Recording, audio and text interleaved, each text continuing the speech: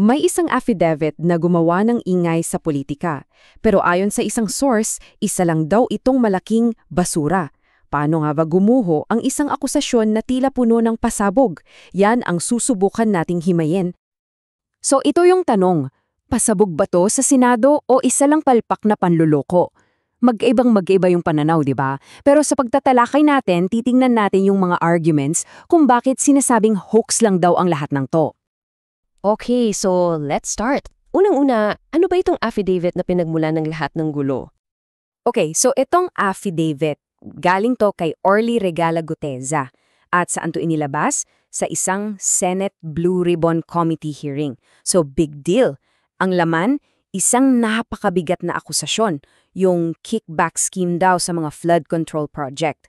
At ang mga pangalang sanggot, Congressman Zaldico at dating Speaker Martin Romualdez. Grabe ang lalaking pangalan at sa Senado pa mismo to inilabas.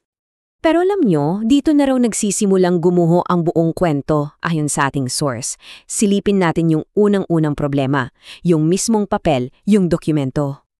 Sabi mismo ng source, yung affidavit daw ay DOA, Dead on Arrival. Ang tindi ng statement na yan, di ba? Bakit kaya? Kasi sa pinaka-basic na legal requirement pa lang daw, baksak na agad. At ito, dito talaga nagkakatalo. Para maging legal ang isang affidavit, kailangan yan ng notaryo. Ang nakalagay, notaryado to ni Attorney Petchy Rose Espera. Pero heto na yung malaking twist. Si Attorney Espera mismo ang nagsabi na forgery daw to. Peking selyo, peking pirma, wala raw siyang kinalaman dyan. So paano na? Napakalaking problema niyan sa mata ng batas. At yung epekto niyan, ayon sa source, sobrang linaw. Kung peke ang notaryo, wala nang saysay yung dokumento. Para ka na lang daw may hawak na scratch paper. Walang-wala ng legal na bigat. Okay, so tapos na tayo sa legal aspect, pero hindi lang daw dyan ang problema. Sabi ng source, kahit yung simpleng math, hindi raw talaga magko-compute. Sabi sa affidavit, mayroong 46 na maleta.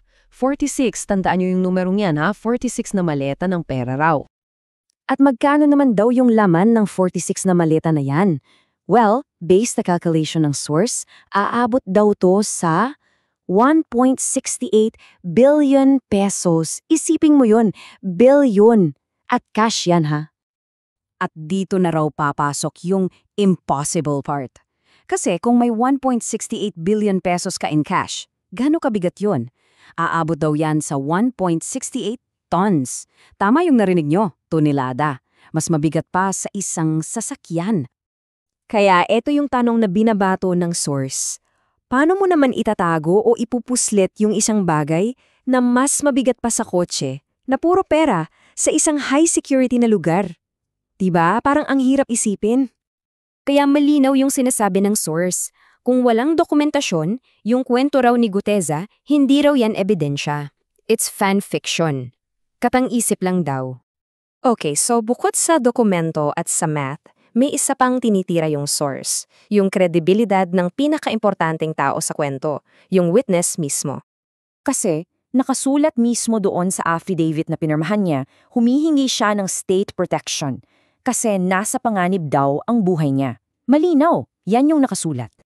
Pero, nung nasa hearing na sa Senado, nung inalok na siya ng proteksyon, anong ginawa niya? Hayagang siyang tumanggi. Sabi niya pa, kayang protektahan ang sarili ko. So, teka, ano ba talaga? Direktang salungat sa pinirmahan niya? Para sa source, simple lang ang paliwanag dyan. Malamang hindi si Guteza ang nagsulat o hindi niya talaga naintindihan yung pinirmahan niyang affidavit. Parang may script, tapos nagiba siya ng linya on stage. At dito lumawawak na yung kwento. Sabi ng source, hindi na lang to tungkol sa isang affidavit. Posible raw na bahagi ito ng isang lumang-lumang style sa politika. Ikinukumpara ng source itong kaso sa Ador Mawane Hooks noong 2001. Parehong-pareho raw yung pattern, may whistleblower, may mga pasabog na akusasyon na sa huli, gumuho rin daw nung sinuri ng mabuti. At may sinusunod daw na parang playbook o strategiya. Step 1. Kumuha ka ng testigong medyo shaky. Step 2. Gumawa ng mga pekeng papel. Step 3. Isa lang agad sa Senado para makuha yung atensyon ng media. At last step, hayaan nang bumagsak yung kaso kasi nagawa na yung damage, nakuha na yung propaganda. So, after all that, ano na yung final verdict ng source dito sa buong issue? So, binalikan ng artikulo kung bakit nga ba tinawag itong basura. Una, yung legal value, 0 dahil sa peking notaryo. Pangalawa, yung evidentiary weight. Wala rin kasi puro assumption lang daw yung laman ng maleta. Pangatlo, yung witness credibility. Bagsak din dahil sa lungat yung sinasabi niya. At pang-apat, yung logistical plausibility. Imposible raw dahil sa math, 1.60 tons ng pera, talaga ba? Kaya ang natitira na lang daw, ayon sa source, ay isang testigo na hinawakan, binigyan ng script, at malapit ng itapon. Sobrang tindi ng mga salitang yan para i-describe yung tingin nila sa sitwasyon. So, iiwan namin kayo sa tanong na to. Kapag ang isang malaking akusasyon sa politika ay nadiskubring ganito pala kahina ang pundasyon, ano kayang aral ang dapat nating matutunan?